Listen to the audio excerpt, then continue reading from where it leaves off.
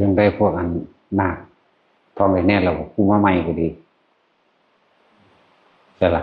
ขึ้นมาบ่ฮึหรือว่าเป็นกลุ่มทองอยู่หรือเมื่อแล้วอยู่ดินึกว่าเมื่อแล้ว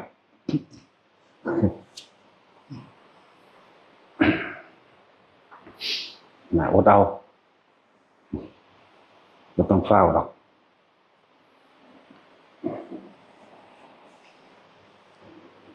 ก็พวกเน้นมีเท่าไรแล้ว2 3เน้น3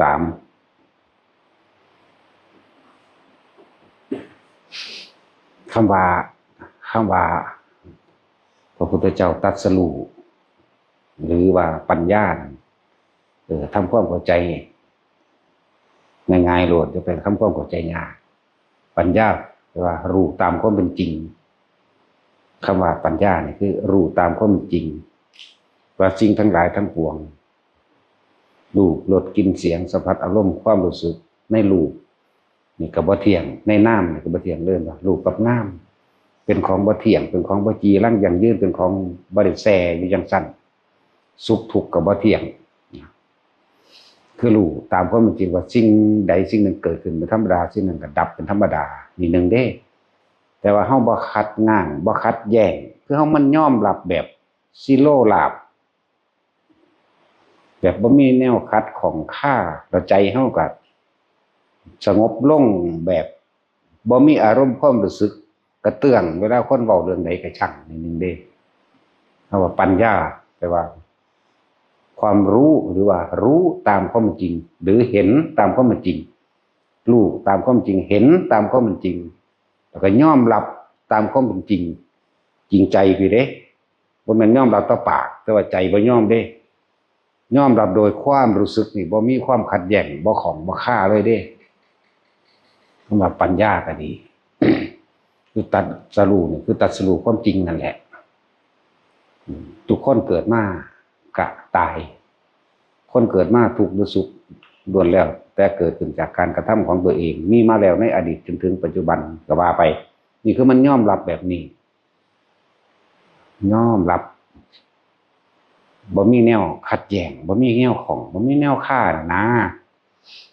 ส่วนการปฏิบัติเฮาในการทำสมาธินั่นคือพยายามบ่ให้ความคิดของเฮาแล่นออกไปหาผู้อื่นไปปรุงไปแต่งไปนึกคือให้มันอยู่กับปัจจุบันให้เป็นปัจจุบันให้ได้ว่าทำจิตให้มันตั้งมั่นอยู่ในฐานแห่งความรู้สึกตัวเองเพิ่นเลยเอาสติปัฏฐาน4นั่นน่ะเป็นเครื่องเกาะเอาไว้ยึดเอาไว้กายคือเอาลมหายใจนี่เป็นกายในกายอันหนึ่งเวทนาคือเอาความรู้สึกอันเกิดจากอาการปิติที่มันมีความนิ่มนวลอยู่ในกายเฮาเองจิตก็ควบคุมความรู้สึกอยู่ในกายนี่แหละธรรมคือสิ่งที่เขามากระทบกระทั่งบ่ว่าสุขบ่ว่าทุกข์บ่ว่าร้อนบ่ว่าหนาวแหละ อย่าไปมองลึกเกินความเป็นจริงก็นี่แหละเรียกว่ารู้ตามความเป็นจริงเห็นตามความเป็นจริงยอมรับตามความเป็นจริงและจริงใจในการยอมรับบ่มีขัดของค่าเรื่องความเห็นตรงตามความเป็นจริงนี่เองความเกิดเป็นทุกข์เกิดเป็นหยังกระสร้างทุกข์คือเก่านี่ไงความแก่เจ็บปวดป่วยพลาดพลาดจากสิ่งที่รักและตายเป็นทุกข์แต่เฮายอมรับมันบ่ทุกข์ดอกมันธรรมดาอยู่บ่สุขพร้อมบ่ทุกข์พร้อมคือเป็นปกติธรรมดาบ่ได้แล่นหาทางแก้ว่าเฮ็ดได้กูสิอายุยืนเฮ็ดได้กูสิบ่ตายเฮ็ดได้กูสิบ่ป่วยเด้มันยอมรับตามสภาพของมันเลยสาเหตุทุกข์เพราะว่าอยากเนาะนี่มันเห็นตัวนี้มันก็หยุดกึกขึ้นตัวถ้ามันหยุดกึกมันก็เป็นนิโรธคือมันดับความคิดในความอยากได้อยากดีอยากมีอยากเป็นนี่แต่ความคิดอื่นๆมีอยู่เราก็ต้องอาศัยไปสักก้อนที่แรกกันเพราะว่าเฮาบ่ทันได้ฮู้กระแสแห่งความคิดเฮาก็เลยหาวิธีว่าเฮ็ดจังไดจิตมันสิตั้งมั่นเพื่อจะเห็นความคิดมันไหลไปดุจดังสายน้ ตะกี้มันไหลไปน้ำกันเลยหมายถึงทั้งความคิดทั้งอารมณ์ทั้งความรู้สึกทั้งความอยากได้ดีมีเป็นไหลไปน้ำกันด้วยบ่รู้สึกตัวว่าเจ้าของผิดหรือถูกบุญหรือบาปดีหรือร้ายสุขหรือทุกข์มีแต่ทะเยอทะยานอยากนะตะกี้มันเป็นแบบนั้นก็เลยต้องหาวิธีฝึกให้มันเกิดสมาธิเอิ้นว่าจิตตั้งมั่นเมื่อมันตั้งมั่นแล้วมันก็สิเห็นความคิดไหลไปนั่นเองนั่นแหละไหลไปกับความกระทบกระทั่งต่างๆนั่นแหละไหลไปกับตาที่เห็นรูปในบุคคลสัตว์สิ่งของหูได้ยินเสียงจมูกได้กลิ่นมันรู้ซื่อๆว่าหอมว่าเหม็นเนี่ยแต่คนที่มีสมาธิแล้วคือหาวิธีอยู่ในปัจจุบันขณะเลยว่าปัจจุบันขณะคือลมหายใจเข้าออกก็ว่าปัจจุบันขณะคืออาการปิติเกิดที่เฮามาตั้งเอาไว้ระหว่างความรู้สึกตัวระหว่างกลางคิ้วก็ว่านั่นแหละเอิ้นว่าสมาธิหรือจิตตั้งมั่นแบบนี้เอิ้นว่าอยู่ในปัจจุบันก็ว่าก็ถือนะส่วนผู้บ่ทันได้เข้าใจวิธีการฝึกหัดปฏิบัติเพิ่นเลยเอิ้นว่ามรรคมีองค์8หนทางนี้เป็นหนทางเดินแห่งความบริสุทธิ์8อย่างหรือว่ามีความเห็นถูกต้องตามความเป็นจริงจังซี่เนี่ยถ้าเฮาเห็นถูกต้องตามความเป็นจริงดอกการดำริแปลว่าคิดคือกันนั่นแหละคิดขึ้นในขณะปัจจุบันที่ตาหูจมูกลิ้นกายใจเห็นรูปรสกลิ่นเสียงแล้วมันก็คิดตามความเป็นจริงบ่ได้คิดแบบเนื้อจินตนาการอีหยังสัมมาวาจาก็เลยเว้าความจริงกัมมันโตก็เลยกระทำตามเป็นจริงอาชีวะก็ประกอบอาชีพสุจริตเป็นเองบ่เป็นไปด้วยความเบียดเบียนให้ผู้ใดเดือดร้อนเสียชื่อทรัพย์สินพร้อมสัมมาวายโมความเพียรพยายามประกอบโดยความเป็นจริงสัมมาสตินึกถึงแต่ความจริงสัมมาสมาธิจิตตั้งมั่นเองนั่นแหละเป็นทั้งเบิดนี้เรียกว่าสัมมาสมาธิร่วมตั้งแต่อันที่1จนถึงอันที่8เป็นร่วมลงมาตั้งมั่นไว้แล้วโดยดีแล้วโดยชอบแล้วตามความเป็นจริงแล้วนะหลายก็บ่แม่นของยากแต่เฮาทำความเข้าใจเอาแบบนี้แหละมันก็แค่นี้นึงเพิ่นตรัสรู้อริยสัจ4ก็แสดงว่าตรัสรู้ความจริงเห็นตามความเป็นจริงมันกระทุ่มลงไปใส่อนิจจังอนัตตาหาความจีรังอย่างยืนบ่ได้หาความเป็นแท้บ่ได้ทุกอย่างเกิดทุกอย่างดับบ่มีหยังแสจังสั่นมาย่นย่อให้เกิดอีกแบบนึงคือในยะนึงก็ว่ารูปกับนามคือรูปร่างกายเฮาเนี่ยรูปเรียกว่ารูปนามก็คือเวทนาสัญญาสังขารวิญญาณแต่นามเป็นความรู้สึกสรุปรวมคำว่านามนี่คือความรู้สึกพอใจกับไม่พอใจหรือสุขกับทุกข์ตนเองส่วนรูปนี่มันเบิ่งง่ายๆมันดอกก็ได้ก็เกิดมาตายแน่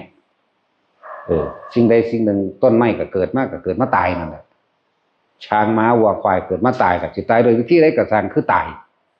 คือแตกคือดับคือสูญสลายไป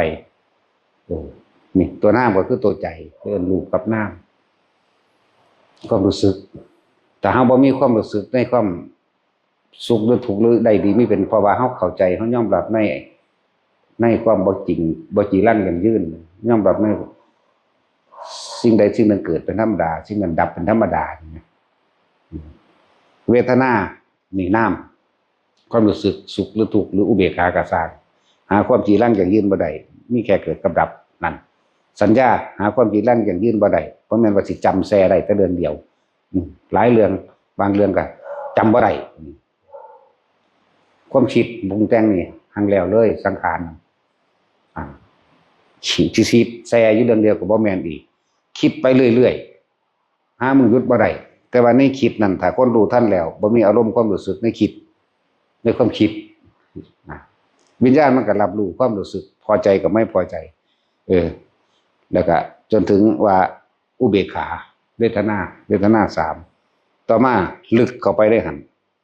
เดินว่าสังขารุปเปกขาญาณลึกเข้าไปเวทนา3นี่มาร่วมลงตรงตัววิญญาณหมายถึงใจความรู้สึกของคนเฮา3อย่างพอใจไม่พอใจกับเฉยๆอยู่เพราะว่ามันบ่ทันกระทบมันบ่ทันได้ปะทะกันถ้ามันกระทบหรือปะทะกันแล้ว ถ้ามันบ่มีความรู้สึกอีหยังเลยความสุขและทุกข์พอใจบ่พอใจอย่างเลิ่นว่ารู้เท่าทันความคิดก็ว่ารู้เท่าทันสังขารก็ว่ารู้เท่าทันหรือรู้ทันสังขารอันเป็นรูปธรรมคือรูปผู้ใดก็เกิดมาตายหรือว่าคนที่เฮาฮักตายนี่ถ้าผู้รู้ทันแล้วก็เป็นธรรมดาเด้บ่ได้โศกเศร้าเด้พ่อแม่ตายจังซี่ก็ธรรมดานี่เอิ้นว่ารู้ทันรูปแล้วรู้ท่านน้ำก็คือรู้ท่านคิดนั่นเองเพื่อบ่ไปก่อเกิดความรู้สึกพอใจบ่พอใจเสียใจบ่เสียใจสุขหรือทุกข์บ่มีเลื่อนว่าหูท่านจริงทั้งหลายทั้งปวงก็ว่านี่แหละเว้าอีกซับนึงว่ามันก็เป็นจังซั่นของมันนั่นแหละที่เขาจะเอามาเว้าตาเอากับมันแต่เป็นจังซั่นของมันเฮาสิไปบังคับหยังกับมันได้สิให้มันเป็นได้ดังใจเฮามันเป็นไปบ่ได้เพราะว่ามันเป็นของมันแบบนั้นธรรมชาติเป็นแบบนั้นนี่คือปัญญาเรียนว่ารู้ตามความเป็นจริงบ่ขัดบ่ขืนบ่ฝืนบ่หยังสังเกตความรู้สึกเจ้าของรอดบาดนี่คนเฮาบ่มีคือแว่นส่องธรรมก็เลยว่าแว่นส่องธรรมหมายที่มันตีกลับขึ้นมาว่าเฮามีความรู้สึกหยังหรือบ่มีซะเลยนะเอาตัวนี้มาเป็นเครื่องยืนยันวัดผลของตนเองเอาเด้เอาความรู้สึกนั่นแหละเพิ่นจึงต่อมาเพิ่นจึงว่ามีวิธีการ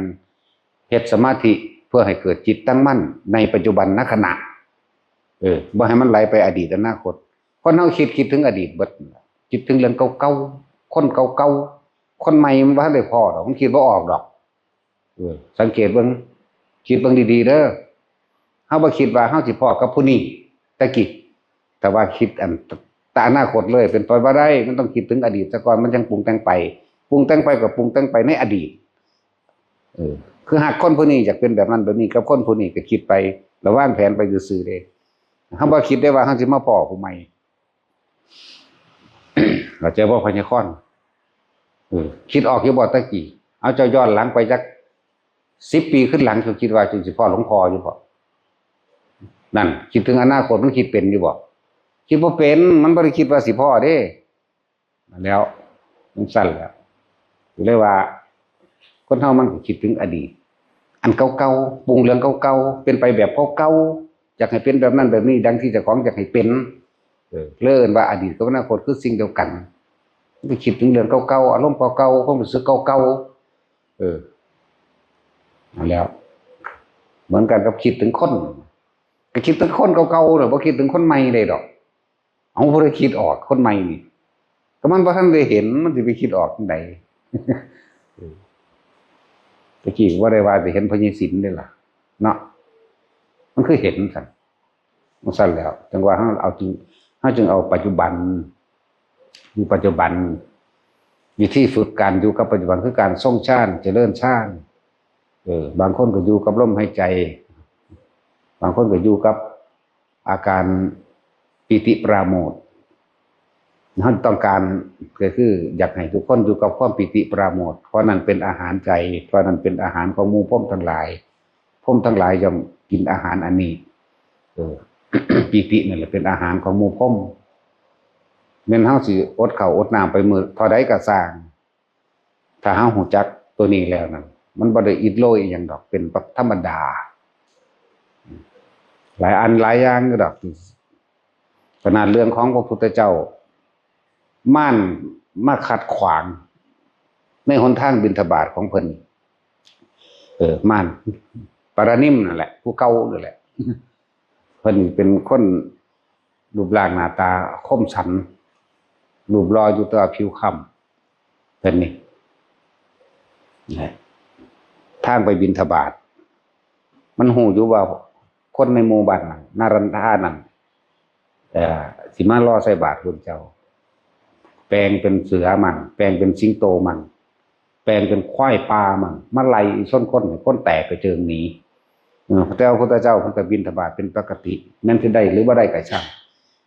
เพิ่นก็กลับมาในที่ของเพิ่นเมื่อนั้นบ่ได้สันมันก็มาทำท่าหัวเราะเยาะขึ้นเด้อทำท่าหัวเราะเยาะว่าเพิ่นสิเมื่อยสิเฉลยท่านคงสิลำบากในเรื่องอาหารเราไม่ได้ลำบากเรื่องอาหารเสียเลยเพราะเรามีอาหารของเราอยู่แล้วแม้นม่านทั้งหลายแม้น เทวดาอินทร์พรหมทั้งหลายก็บ่อาจสามารถขัดขวางแหล่งอาหารแห่งเราได้เพราะเรามีปิติเป็นอาหารใจว่าล่ะเพิ่นมีปิติเป็นอาหารนั่นเป็น10ครั้งเลยว่ามันแค่นั้นเด้บางที่ก็ดลบันดาลดลบันดาลให้เกิดฝนตกลม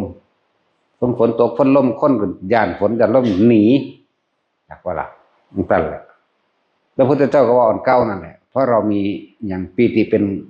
กริงคะราวาหารอิ่มเอิบปราโมทย์อยู่จังสันตลอดขึ้นชื่อว่าตถาคตเป็นผู้ไม่หิวแล้วเนี่ยนะมีทั้งร่างกายเพิ่นก็กินปีติเป็นอาหารสนใจเพิ่นบ่มีแนวกินเนาะเด้พอเพิ่นบ่อยากหยังอีกเข้าใจว่านี่เพิ่นบ่ได้ใส่แหวนหาอีกเนาะเด้ส่วนอันเรื่องนั้นสิไปตัณหาหยังบ่มีหรอกนะเป็น10ครั้งแม้กระทั่งว่าสุปปพุทธะขวางทางบิณฑบาตเพิ่นขวางทางบิณฑบาตไปกินเหล้าเมายาสุปปพุทธะใครว่าแล้วก็ว่าพ่อเฒ่าก็ว่าอาก็ว่าเพราะว่าตระกูลเดียวกันเนาะ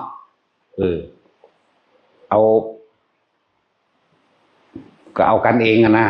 เห็นปะล่ะตระกูลเดียวกันเอากันเองนั่นแหละเครียดว่าทิมลูกสาวเพิ่นนะก็ไปขวางทางบิณฑบาตเพิ่นให้หมู่ทหารกินเหล้าเมายากับเพิ่นเองขวางบ่ให้ไปบิณฑบาตย่างลัดซ้ายย่างลัดขวาย่างนี่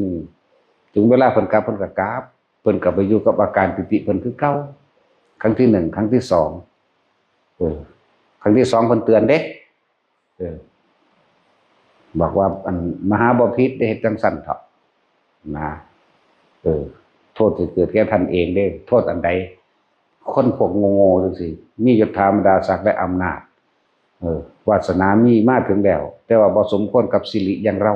นี่อ้างเด้อ้างว่าเจ้าของนั่นเป็นมหาราชเป็นกษัตริย์ผู้ยิ่งใหญ่ครองทั้ง2เมืองเมืองเทวทหะกับกบิลพัสนั่นบ่ล่ะเมืองเก่าคือเมืองเทวทหะกับกบิลพัสนี่พอใหญ่สุโธธนาเพิ่นตายแล้วก็ตายข้างกระลือนี้ไปหาบวชเบิดมั้ยสารพัดแต่สิเว้าใส่เพิ่นก็ฟังซื่อๆเด้เข้าใจบ่เพิ่นว่าฟังซื่อๆแต่ไม่คิดไม่นึกปรุงแต่งในสิ่งใดมีแต่ยังความสลดสังเวชเวทนาในศาสตร์ถ้าผู้นี้เปลี่ยนใจมาฟังธรรมน้อมเข้าไปมีสิทธิ์บรรลุเด้แต่เสือกบ่เปลี่ยนตีนี่ครั้งที่2เพิ่นก็กลับไปเพิ่นก็กินปิติเป็นอาหารเหมือนเดิมครั้งที่3ที่เพิ่นทำนายว่าอีก7วันคนผู้นี้สิถูกแผ่นดินสูบเห็นบ่ล่ะมันก็พากันหัวเราะเยาะเย้ยคบขันตลกเฮฮาไปสิแผ่นดินสูบบ่ได้เฮาบ่อยู่ปราสาท7ชั้นพุ่นนั่นเท่านั้นแหละแต่ว่าพระพุทธเจ้าเว้าคำใดเป็นคำนั้นเด้เอกานะมันจริง1บ่มี2เด้มันก็กลับไปเพิ่นก็ไปหาบินทั้งไหมฮอดมื้อที่7ปีเพิ่นเตือนทหารไว้เด้1มื้อ2มื้อ3มื้อ5 6ฮอดมื้อที่7แล้วสู้เอ้ยว่าเกิดหยังขึ้นก็สร้างสู้จะต้องบอกกูดีๆต้องบอกกูต้องพยายามเตือนให้ดีๆว่าอย่าให้กูลงไปเหยียบดินให้ดินสิสูบแล้วก็หลับซั่นล่ะขึ้นไปอยู่ปราสาทชั้นที่7ทหารแต่ละชั้นอย่างแน่นหนาถาวรเด้บ่ให้ลงมาตามบันไดแต่ละชั้นนั่นน่ะแล้วฮอดมื้อที่7ที่มาตัวเพิ่นหวงที่สุดมาเพิ่นหวงเรามาตัวนี้มีผู้เดียวคือเอาอยู่ได้คือเพิ่นเองมันพยศติมันโดดซักกระยงโค้งเหงถีบพุ่นถีบพี่ผู้ใดก็เอาบ่อยู่ติเพิ่นก็หลงลืมสติเพิ่นบ่คิดถึงเด้อซั่นว่าล่ะเพิ่นบ่คิดพอว่ามื้อที่7นี่สิถึงแผ่นดินสูบว่าส่วนคนเลี้ยงม้าก็อยากโมโหแน่ที่เพิ่นหวงม้าเพิ่นเนาะอยากโมโหอยากขันอยากตีมันน่ะอยากขันข้อไว้ดีๆแล้วอยากสั่งสอนอย่าเฮ็ดมาเฮาหลงฟ้าวลงมาที่ทหารพวกนั้นก็หลงพวกนั้นคือกันลงมาสั่นจากสั่นที่7มาฮอดปุ๊บก็ใส่ข้อสั่นใส่ต่อลงมาเลยมานี่จับข้อนี่กับจับหลังนี่ใส่ลงมาเลยมาสั่นตัวนี้ก็ใส่ไปเลยก็ มากกับทั้งห้องบักดังๆทั้งถีบทั้งเตะหูเพิ่นยินแต่เสียงมาเข้าใจบ่เพิ่นห่วงมาเพิ่นใส่ลงไปฮอดสั้นสุดท้ายนี่ก็ถูนักก็เก่าอีกลงไปพอแต่ถึกดินเท่านั้นแผ่นดินก็สูบลงเลยจังซั่นแหละจนดินสูบนั่นแหละว่าพวกเขานี่ว่าฟังว่าเวลาเพิ่นบ่ได้สันข้าวกินน้ำกินอาหารเพิ่นกินหยังกินอาการปิติกินปิติเดี๋ยวเพิ่นว่าให้อยู่ในอาการปิติปราโมทย์เฮ็ดให้จิตใจปิติปราโมทย์มันก็เบิกบานมันก็สงบเย็นใจเรียกว่าปัสสัทธิผ่อนคลายบ่มีความกังวลกับเรื่องใดมันก็เป็นสมาธิมันก็ตั้งมั่นอยู่ในความผ่อนคลายมันบ่คิดถึงเรื่องใดมันก็เข้าสู่อุเบกขาตัวมันก็เป็นอุเบกขาคือบ่คิดหยังในอุเบกขานั่นแหละแล้วพวกเฮาพยายามว่าหาเครื่องอยู่ซะตามความเข้าใจของทุกคนเข้าใจตามความเป็นจริงเข้าใจแล้วเข้าใจดีทุกคนนั่นแหละดึงแต่ว่าสิรักษาปัจจุบันเป็นบ่เข้าใจดีแล้วว่าเกิดว่าตายคือยอมรับดีแล้วว่าทุกคนเกิดกูเกิดมาเนี่ยกูก็ต้องตายอยู่สักวันหนึ่งดีไหมคือเข้าใจดีแล้วยอมรับแล้วแม้กระทั่งคนที่เฮาหักก็เข้าใจดีแล้วว่ามันเป็นแบบนั้นของมันเป็นธรรมชาติแบบนั้นผู้นี้เกิดมาผู้นี้ก็ต้องตายเฮาสิไปห้องไห้อาลัยอาวรณ์อีหยังกระดอกพอเฮาเข้าใจดีแล้วอะไรเหลือแต่การทรงรักษาอารมณ์ความรู้สึกในตนเองคือปัจจุบัน มันจังว่าเน้นเด้อเครื่องอยู่ของไผของมันเด้อนะสำหรับพวกเข้าเนี่ยเน้นว่าให้อยู่กลางหน้าผากนะอันตัวต่อไปก็ว่าบางคนก็อยู่กลางหน้าผากได้บางที่มันก็เคลื่อนไปตรงกลางหัวแต่ว่า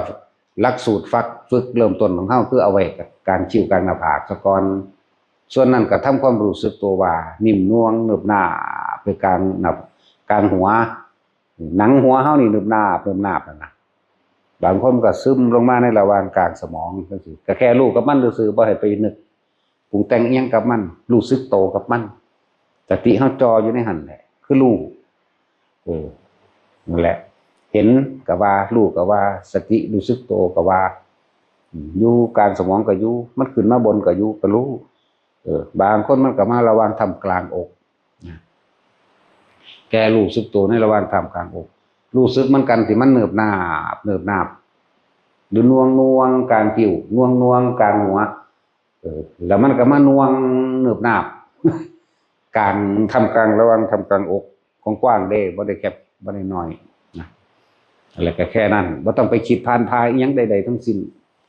เจ้าความคิดไปแทรกไปแซงไปหาอิหยังกับมันอีกยุดเหตุผลก็บ่เกิดดอกบ่แม่นว่าฟังดีๆบ่แม่นว่ามันสิอยู่หม้องเก่าเด้อพวกเป็นแล้วก็ดีเด้อพวกเป็นแล้วบางที่เฮาขึ้นนั่งขับรถปั๊บความคิดของเฮานั้นมีอยู่แต่ว่าคิดในปัจจุบันคิดหยังคิดสั้นๆล่ะคิดสตาร์ทเครื่องกุญแจหรือตาเฮามองทางข้างหน้านี่นึงเลื่อนว่าปัจจุบันความคิดบ่ไปหาอดีตสมมุติว่าเฮาสิไปกรุงเทพเฮาบ่ได้คิดถึงกรุงเทพ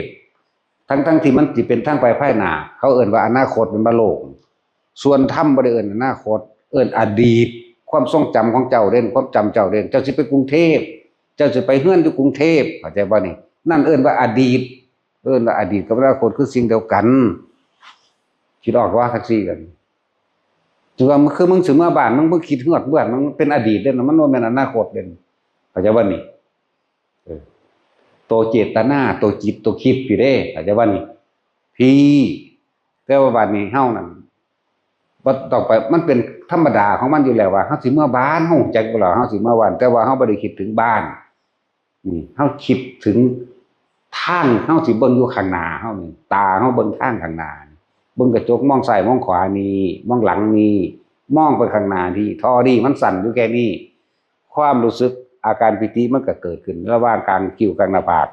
หรือหัวก็แล้วแต่ได้ทั้งนั้นเรียกว่าบ่ต้องสงสัยขับไปโลด าก็เดินทางไปหาเงินเฮานั่นแหละเปรียบเทียบอีกอย่างหนึ่งคือเฮากินข้าวไหมกินข้าวนี่ตะกี้เฮาบ่ทันนี่ฝึกเป็นแม่นบ่เวลาเฮานั่งกินข้าวนี่มันคือจำปนจำแก้วเป็นมันคือใส่ปากได้มันคือกลืนได้มันคืออิ่มเป็นแม่นบ่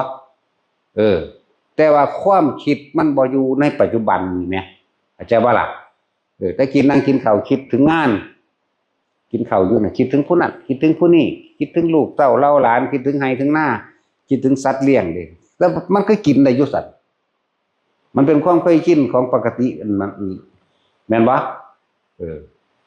แล้วมันบ่ปกติจิตติกายมันก็กินไป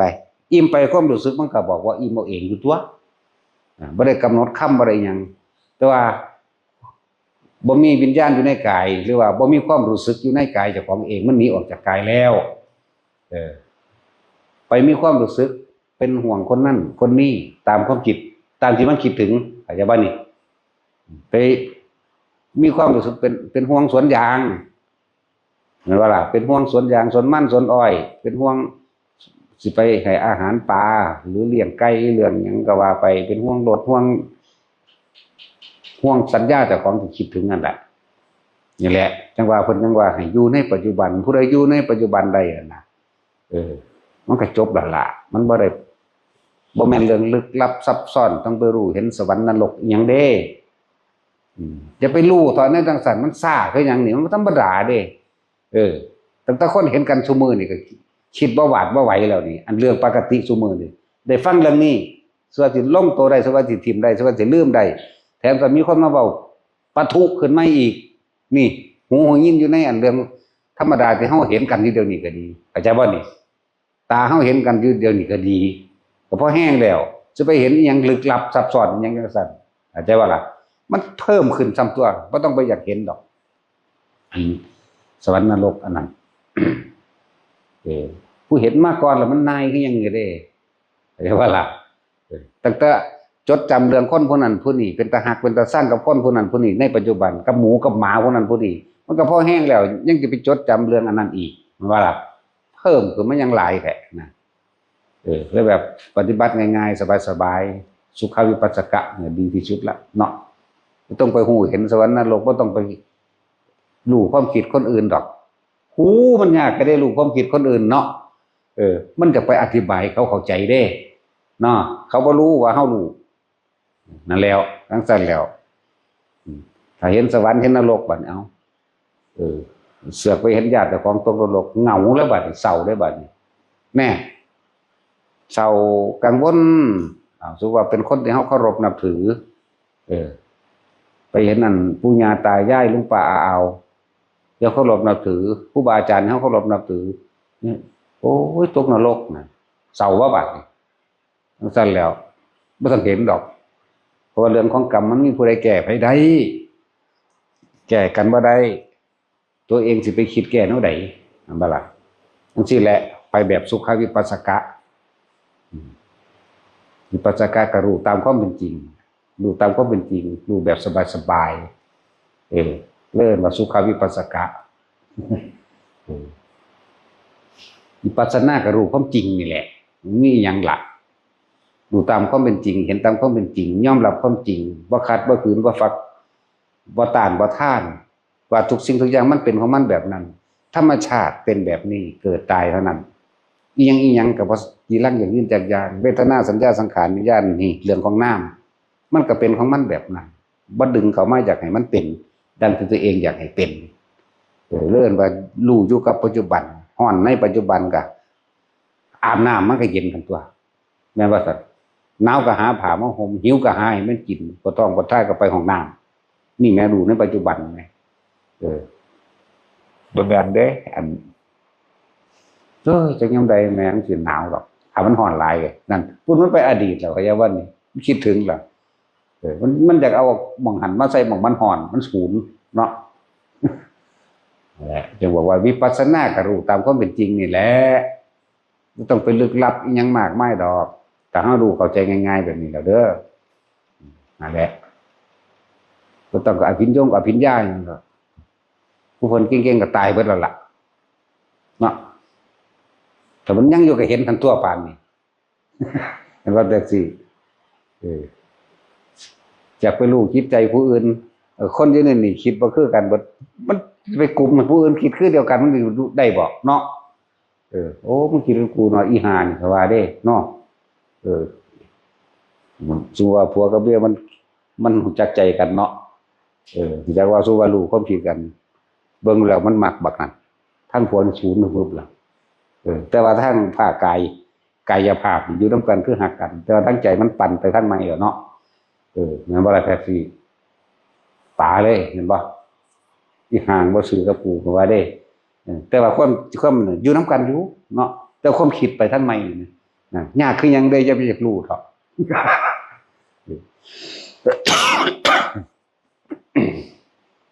นั่นแหละครับคืออย่างนั้นตามเฮามาเห็นกันเขาเว้ายิ้มแย้มแจ่มใสแซ่เฮาจังซั่นแต่ว่าจิตใจของเขาคิดตั้งเฮาแบบนึงศูนย์ขึ้นได้คนเนาะว่าอย่าไปรู้เถิดรู้แต่ของเองดีกว่า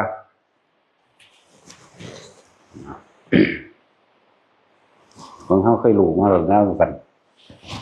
แล้วแต่แมงจะเป็นไดโหลดเนาะรู้ผู้นั้นผู้นี้สิตายบอก4คนเขาว่าเฮาเป็นปอบจักว่าไปบอกเขาแก่เฮ็ดจังซี่เจ้าก็รอดเฮ็ดจังซี่เจ้าก็รอดบ่แม่นที่กูที่สิบ่รอดแต่ของได้สิบ่รอดกันนะโอ้ยเอาละแม่นแล้วเสือกมา6 7คนถือปืนจับไหล่ยิงเฮาอยู่สั่นตลกดีบ่ล่ะนี่แล้วตาลูเห็นมันเดือดร้อนนี่บ่มันก็เลยมาได้ยินได้ฟังคำว่า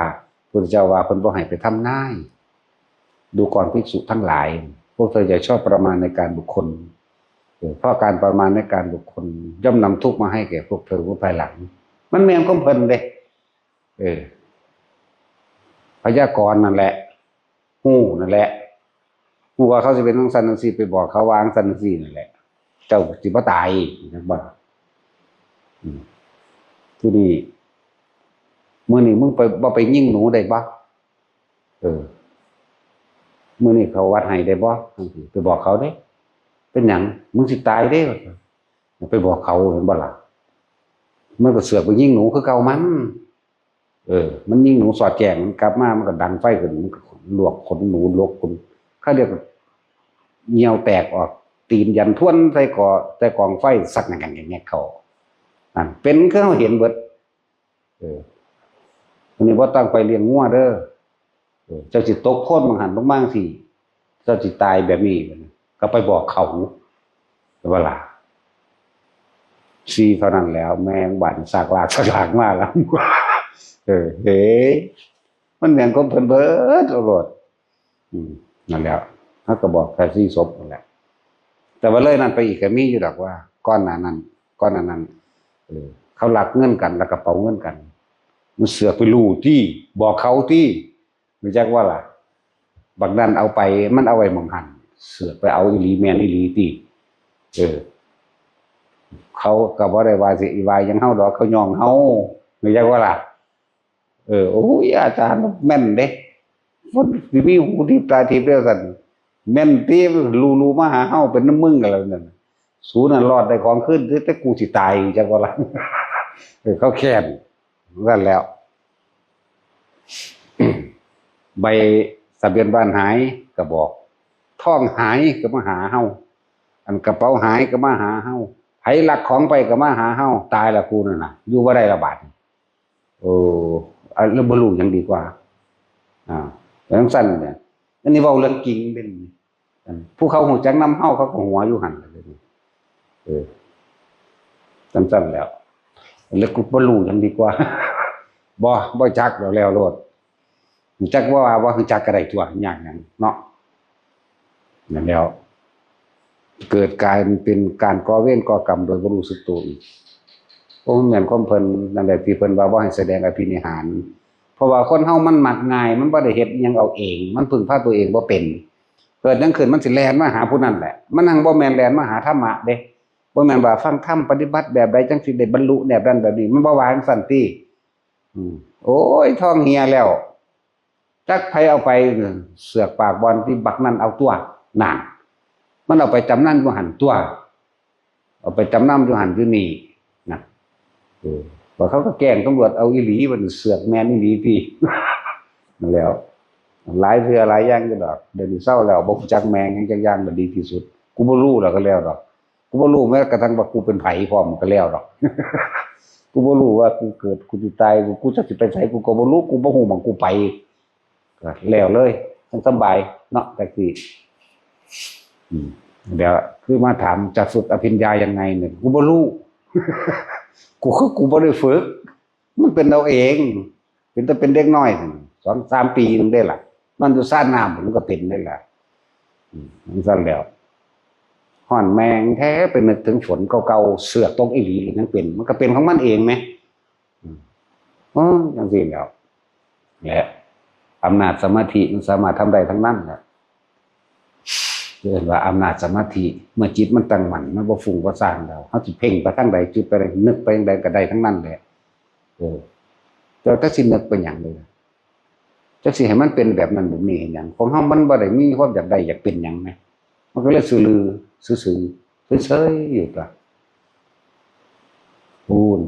หยังล่ะตั้งแต่อยู่วัดป่าโคกหนองเสือกวัดโคกหนองเสือกวัดอาจารย์ติเพิ่นไผหญ้าเฮาก็เป็นผู้ยืนหญ้าฮ้อนเนาะหำเนาะเพิ่นก็ว่าถ้าฝนตกคือสิดีเนาะเพิ่นว่าเฮาคันเป็นนึกถึงบางหันเพิ่นก่อนสิฟ้าไหลบึ้มๆมาตกอีหลีโลดแหมมันบ่แม่นหน้าฝนเด้นั่นน่ะมีนาเมษานี่เด้มีนาไปหาเมษามันไปนึกถึงอันนั้นแล้วไปนึกถึงฝนว่าหม่องมันไปนึกถึงฝนตกสีฟ้าก็ไหลร่วมเข้ามาใกล้ๆหม่องเฮาอยู่นั่นก็ตกอีหลีก็แล่นเข้าไปหลบฝนเจ้าของอะไรจักว่าล่ะตะกี้มันบ่ฮู้จักได้ว่าเจ้าของเฮ็ดมันเป็นนึกไปซื่อๆมันนั่งเป็นแต่เพิ่นก็ว่าเซามุ่งเรื่องมุ่งคือเก่า จังซั่นแหล้วก็มุ่งอยู่หั่นแหล้วงอกนั่นน้อยๆเอามาเบิดแล้วเดสัตว์ให้จังว่าซั่นแหล้วอย่ามาก็มากำคำเด้มันบ่แม่นทางหินทางลาดยางสุดเด้มันเป็นทางตีนแคบๆนึงเด้พอตะยางไปยามมาโดด5 โมงกว่าๆนี่แหละมันมีต้นไม้นั่นก็มีบางมันมีอันโคนไม้อยู่นี่บางต้นนั้นก็ที่แรกเห็นแต่หัวพอเพิ่นมาหน้าอันโคนไม้นั่นน่ะบัดนี้ก็ยืดแต่หัวลงมาหาเฮาที่วืดลงมาคอบักยาวเข้าใจว่านี่มาเฮาน่ะแห่แล้วโอ้ยกูบางแล้วกูขึ้นเอาแมงโดนแล้ว ขึ้นเอาผีแล้วกูจักว่าล่ะขึ้นเอาหุ่นขึ้นเอาอีหลีนี่แหล้วบักห่านั่นแล่นฮอดพุ่นล่ะ จักมันสิเห็นเป็นหยังแล้วของเฮาเห็นเป็นบางเนาะบักห่านั่นไปฮอดพุ่นแล้วเป็นหยังนอนบักดีกว่าเซยอยู่ถ้าเฮาเหมือนกูลาบบางไว้ให้แม่กู ไปหั่นเด้อขึ้นเอาเซยจกจังได๋ก็บ่มีดอกนั่นแล้วมันค่ำมืดติบักห่าบ่รอเลยมันตายแล้วบ่บักตานั่นบักเชิดมันเมาเหล่าตายทั้งใดละบุ ก็แตกก็เหล่าหลาย และมือไม่มากก็ยังมาคิดยังมาเศร้ากับสู่ยังกระติกไม่แล้วเอาดีๆแล้วขึ้นเอาคือเก่าหลังบ่ได้บ่มีเพิ่นก็ไปหาเพิ่นไปกินข้าวก้นบาทคือเก่าแล้วแล้วข้าวก้นบาทไปกินบ่ได้เป็นก้นบาทคือเฮาเดี๋ยวนี้เด้กับกล้วยก็มาเขียบไปจังซี่นะมันบ่แม่นแนวสิมีหรูหราคือเฮาซุมื้อนี้เด้อดอยากแล้วเพิ่นนั่งจงไว้ให้ดอกปลาแดกบอง คือปลาแดกบองตัวแซ่บคือหยังนี่ เห็นเฮ็ดเป็นมาแตาพุ่นแล้วก็หลายอย่างที่เฮ็ดมาทุกอันนั่นแหละเฮ็ดเบิดเป็นเบิดแล้วก็เกิดความเบื่อหน่ายคือเก่านั่นแหละก็จะเป็นไปหยังไปฮู้ว่ายังศูนย์คนนั้นสั่งบ่นี้อยู่แล้วพูดถึงว่าบ่ต้องไปสนใจตัวนั้นดอกเอาอาสวะขยะญาณโลด เอาหม่องมันจบโลดบ่ต้องไปมีอารมณ์ของเกี่ยวกับสิ่งใดสิ่งหนึ่งดอก อาสวะอารมณ์ความรู้สึกที่ยังคล่องอยู่เข้าใจบ่ล่ะอารมณ์นั่นแหละอาสวะก็เลยเขาแปลภาษาความรู้สึกโลดจังไงคนฝึกมาทั้งเบิดเจ้าสิฝึกวิธีใดก็ช่างมาละอาสวะตัวเดียวนี่แหละเข้าใจว่าแท็กซี่กันยังมีอารมณ์ความรู้สึกพอใจและบ่พอใจพอใจแบบใดพอใจในรูปบุคคลแบบนั้นลักษณะตาทั้งแบบนั้นกูมักแบบนั้นกูสร้างแบบนี้นี่ไหมรูปรสโอ้ยเข้มแมงแต่โอ้ยเผ็ดแมงแต่โอ้ยนี่ก็พอดีนะพอใจเขาจะว่าล่ะกลิ่นก็เหมือนกันจะว่าเหม็นยังแบบเว้ยแน่ถ้าได้หอมเด้แบบนี้ได้ไหมแน่ของว่าล่ะ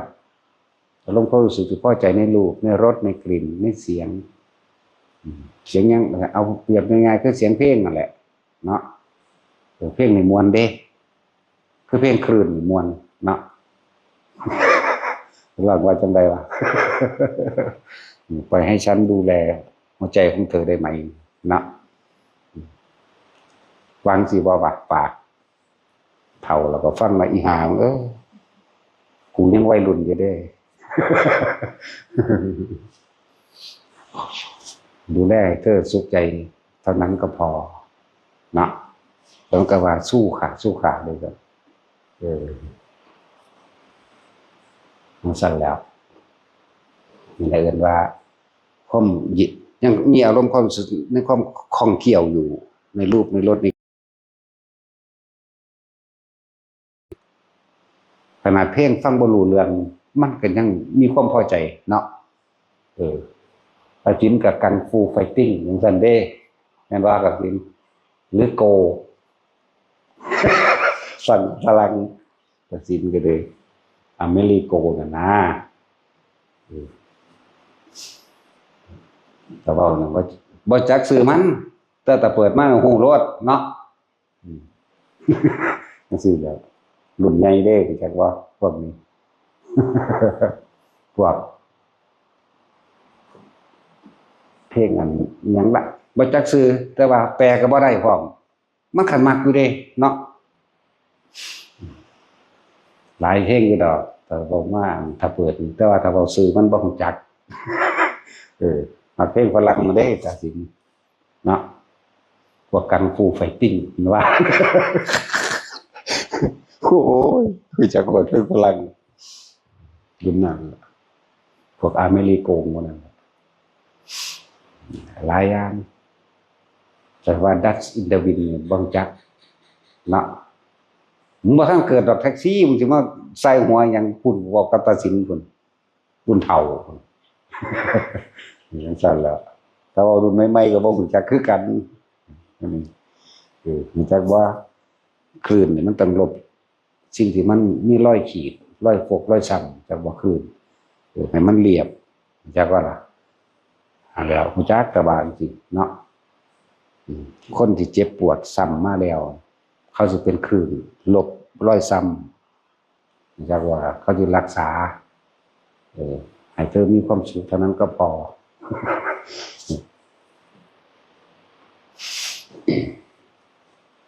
ได้อารมณ์ที่ยังของเกี่ยวในความรู้สึกที่พอใจและบ่พอใจเรื่องว่าอาสวะรูปรสกลิ่นเสียงสัมผัสทางกายมันร้อนมันหนาวมันรู้อยู่บ่แม่นว่าพอใจหรือบ่พอใจมีแต่ว่าควรสิปรับปรุงกับมันแนวใดเฮ็ดกับมันแนวใดถ้าร้อนก็เลยว่าไปอาบน้ำที่เปิดพัดลมที่ถ้าหนาวก็หาผ้ามาห่มถ้าหิวก็หาให้กินนั่นว่าซั่นเป็นโรคนั่นนี่เนี่ยก็หายามาแก้ปวดซื่อบ่พอสิเศร้าหยังแม่งจักอย่างดอกมีก็ตายเนาะนั่นแหละแต่สิปฏิบัติมาวิธีใดก็สร้างลงตัวเดียวอาสวะละอาสวะหรือท่านความคิดนั่นแหละเริ่มว่าอาสวะขยะญาณก็แปลว่ารู้ญาณก็แปลว่าเห็นรู้แจ้งเห็นจริงตามความจริงท่านแล้วเลยบ่คิดนึกปรุงแต่งไปตามมันอยากให้มันเป็นแบบนั้นมันเป็นแบบนี้บ่มีแล้วนั่นแหละฟังมาหลายๆแล้วก็มาสรุปลงตัวนี้แหละอาสวะขยะญาณก็ว่าเห็นตามความจริงว่าทุกสิ่งทุกอย่างเป็นอนิจจังเป็นอนัตตาถ้าว่าเข้าไปยึดทุกข์ก็เกิดบ่ได้ แต่พวกเจ้ายึดสมว่าพวกเจ้าสิยึดธรรมชาติที่มันเกิดมันตายได้บ่คือพวกลูกตายนั่นน่ะบีบนวดกอดอยู่ว่าซั่นมันก็ตายคือเก่าตัวเนาะ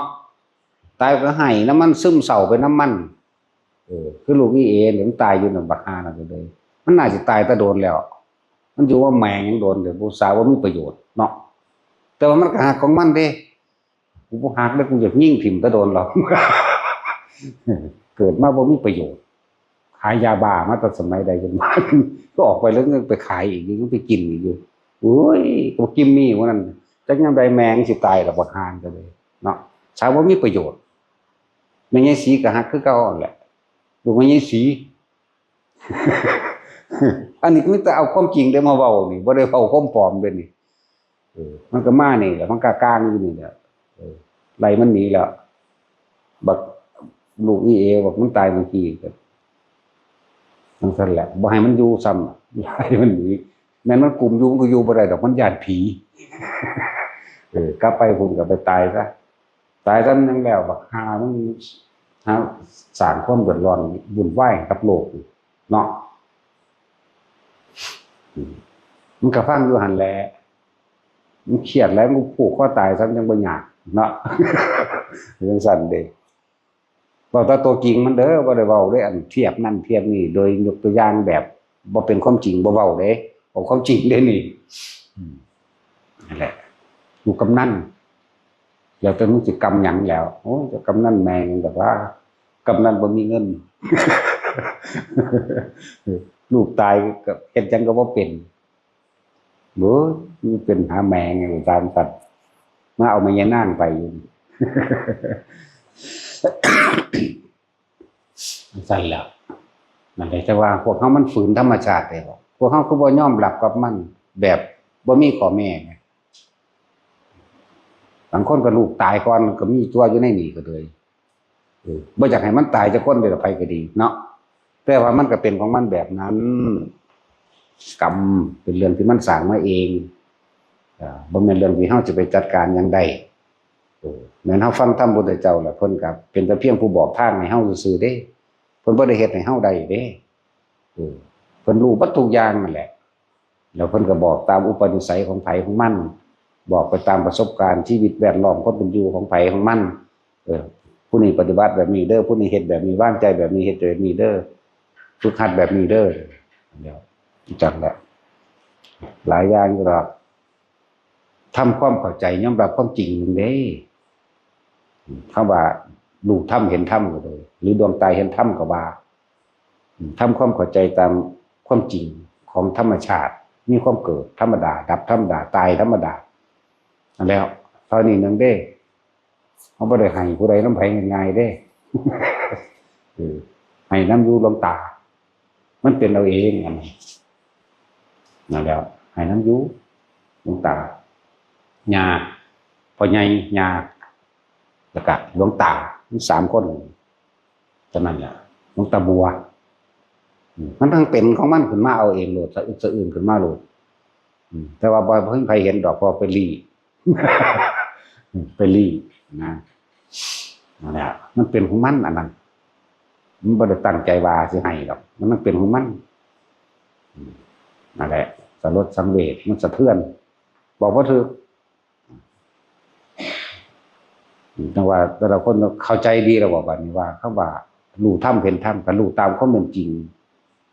แต่ว่าเหตุจังใดพวกเขาสิอยู่ในปัจจุบันในขณะใดโดยบ่ได้ชินกับการคิดไปถึงความอยากได้ก็จะเป็นนะถ้าจริงมันเข้าใจหรือยังอยู่ในปัจจุบันเอาลมหายใจเขาออกเป็นปัจจุบันเอาความรู้สึกในกายเป็นปัจจุบันคำว่าอดีตหมายถึงเขาคิดถึงเรื่องเก่าๆบุคคลเก่าๆอยากให้เป็นแบบนั้นแบบนี้ก็อยากให้เป็นเก่าๆนี่แหละว่าอยากให้เป็นน้ำใหม่หรอกคิดถึงน้ำใหม่มันคิดว่าไปดอกมันต้องเป็นไปตามเวลาที่มันเป็นเนาะคือจังเฮานี่แหละ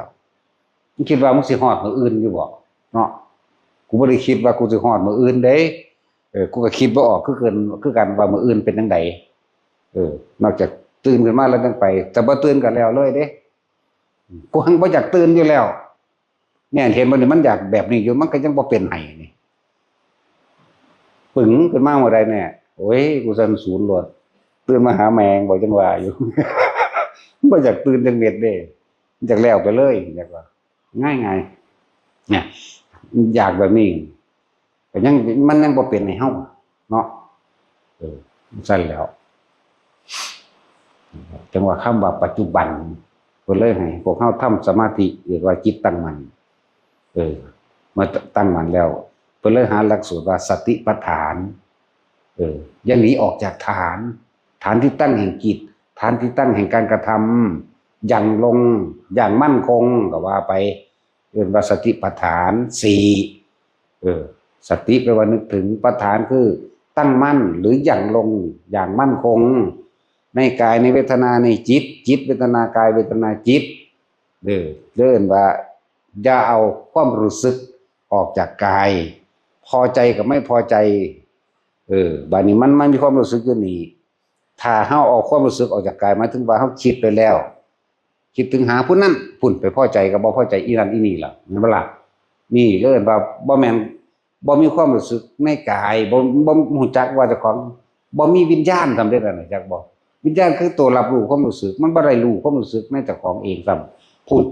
ไปรู้สึกกับผู้อื่นกินข้าวนั่งคิดถึงผู้อื่นกินไปนำคิดถึงผู้นั้นผู้นี้ไปนำแม่นบ่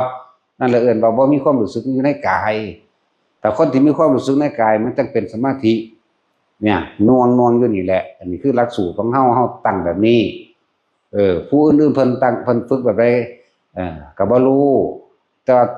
สรุปกับมีสติเหมือนกันนี่แหละกรรมฐาน40อย่างเฮาเอาอานาปานสติแล้วเฮาเน้นตัวนี้มันจึงเป็นของที่อยู่กับเฮาเองลมหายใจหูดังของไผของมันก็มีเบิดตัวเนาะความคิดกับเจ้าของเองต้องมาบังคับตัวของเองเอิ้นสตินั่นแหละคิดถึงลมหายใจเอานั่นแหละบังคับเอาเองตัวไปมาบ่ได้บังคับดอกเมื่อมันตั้งมั่นดีแล้วนะตั้งมั่นก็ตั้งมั่นในฐานนี้สติปัฏฐานนี้กายเวทนาจิตเวทนากายก็ได้เกิดกายเป็นความรู้สึกอันเป็นอุเบกขาชาภคุโรปิติปราโมทปัสสัทธิสมาธิอุเบกขาทั้งตัวเข้าใจบ่เข้าใจดอกว่าเขาเราฝรั่งมีภาษาต่างประเทศฝรั่งก็ได้เด้ล่ะเนาะต่างประเทศเด้มันภาษาเฮาได้ล่ะนั่นแหละว่าให้ทุกคนทำความรู้สึกอยู่ในกายเฮานี่บาดสิตายมาคนเฮามันสิใจขาดก็นึกถึงลมคือเก่านั่นแหละแต่ในขณะที่เฮามีชีวิตอยู่ปกติให้มีความรู้สึกตัวในตัวเองเพื่อบ่ให้ตะกี้เฮาชินว่าตื่นมาปั๊บคิดถึงผู้อื่นปั๊บโลดเรื่องอื่นๆปั๊บโลดเนาะบ่ซั่นสิว่าฝึกบ่ฝึกสำหรับอันคนที่ยังยุ่งยากการงานอยู่สิเอาบัดนอนเด้อกรรมฐานขี้เกียจแต่มีผลมากจับจุดอนุโลมกับลมหายใจกับอุณาโลมนึกหน้าบนหน้ามันรับนี่เลยรับมิดอิงติ้งบ่ฝันพวกนี้บ่ค่อยฝันอยู่บ่ค่อยฝันแต่ว่าน้อยตี4ตี5ปึ๊บรีบกลับมาลมหายใจนี่ฝึกแต่คนเป็นแล้วมันบ่ได้ฝึกคือขับรถนี่แหละขับรถมันเอาใจใส่คือยังได้ตอนฝึกเนาะสตาร์ทแบบนี้อันนี้คาดอันนี้คันเร่งอันนี้เบรกเลี้ยวซ้ายเลี้ยวขวาอันนี้ไฟเลี้ยวซ้ายไฟเลี้ยวขวาอันนี้เข็มนั่นเป็นสั้นเข็มนี้เป็นสี่ตาจ้องไปข้างหน้าย่านตะพลาดมันบ่ว่าเอิ้นฝึกบ่คนฝึกขับรถทีแรกมองซ้ายมองขวาแล้วก็คอยไปซ่าๆเด้มันบ่ล่ะซั่นแล้วถ้ามันเป็นแล้วมันบ่ได้เห็นว่าสิระวังหยังเด้ปึ้งปังขึ้นปืดไปโลดแม่นบ่เหมือนกันกับสมาธินี่แหละแต่เฮาเป็นแล้วนั่นน่ะมันบ่ได้หยังดอกของมันเป็นปกติแล้ว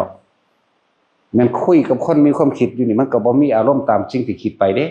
เข้าใจบ่นี่วาบๆอยู่นี่ก็เลยแล้วก็ดาวบ่นี่นั่นแหละสมาทาน